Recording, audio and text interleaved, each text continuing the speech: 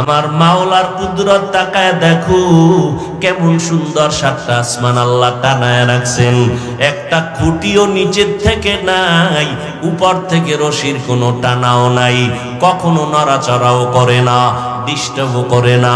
আল্লাহ যেভাবে রাখছেন ওইভাবেই সেট হয়ে আছে। ও আল্লাহর বান্দারা, এই আসমান আর সাতটা জমিন আল্লাহ বানাইছেন ফি সিত্তাতি আইয়াম, মাত্র 6 দিনে। কয় দিন? আর তোমার আমার মতো বান্দা বান্দি এক ফোঁটা পানির থেকে আল্লাহ বানাইছেন মায়ের গর্ভে ফেরেশতারে ওয়ার্কার বানাইয়া 3 কেজির মতো ওজন, 1 হাতের মতো লম্বা। এই বান্দাটারে বানাইতে কয় মিনিট লাগে? বেশি লাগে? কিন্তু তাকাইয়া দেখো এত বিশাল আসমান, 7টা জমিন আল্লাহ বানাইছেন 6 দিন। আর তোমার মতো আমার মতো বান্দাটারে 1 ফোঁটা পানির থেকে আল্লাহ বানাইতে সময় লাগাইছেন 6 মাসের মতো। সুবহানাল্লাহ। কয় মাসের মতো? কারণ কি? এত বিশাল আসমান জমিন বানাইতে মাত্র 6 দিন, আর একটা 1 হাতের বাচ্চাটারে বানাইতে আল্লাহ এত সময় নিলেন কেন? অফি আনফুসিকুম আফালা তুবসিরুন। একটু নিজেকে নিয়ে ভাবো। আহলুল্লাহ যারা, ওলিয়া উলিয়া যারা, তারা বলেন মান আরাফা নাফসাহু ফাকাদ আরাফা রাব্বাহ। যেই বান্দা নিজেরে চিনে সে তার রব আল্লাহরেও চিনে। আজ আমরা আল্লাহকে কেন চিনি না? কারণ আমাকে আমি চিনি না। চিনি নকল ঠিকানায় চিনি।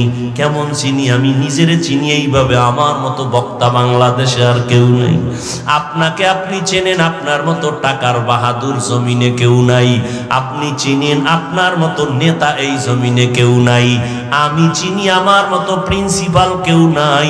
আমি আমাকে নকল ভাবে চিনি, আমার মতো মুফতি মুহাদ্দিস কেউ নাই।